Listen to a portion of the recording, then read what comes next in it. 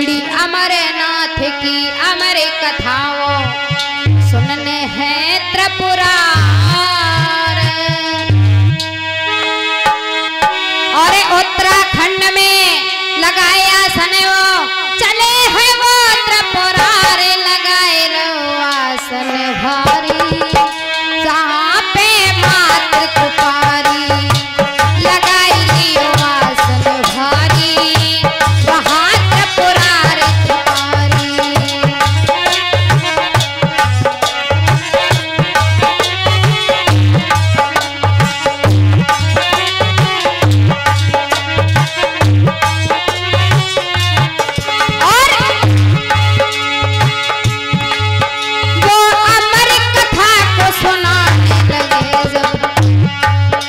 और किया है प्रभु को ध्यान में,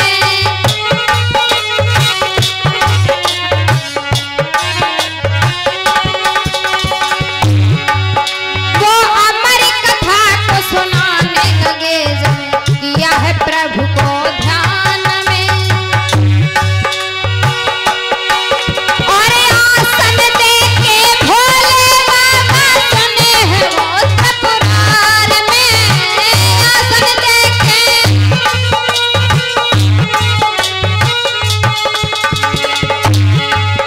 और नींद आ गई मात सती को, नींद आ गई मात सती को, दीने शब्द पुकार नींद के पड़िए सोता, होकरा दे सोता, मात के पड़िए सोता, होकरा दे सोता।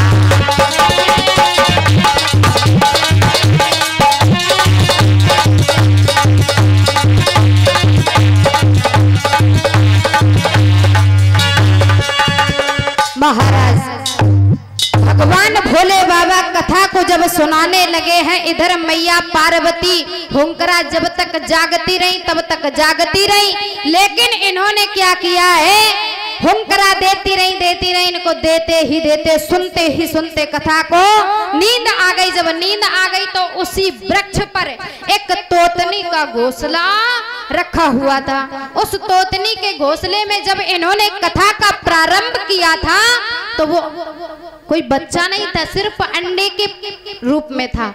और जब कथा सुनाते रहे तो उस अंडे से एक बच्चे का जन्म हुआ। जब वो जन्म हुआ तो एक तोता था।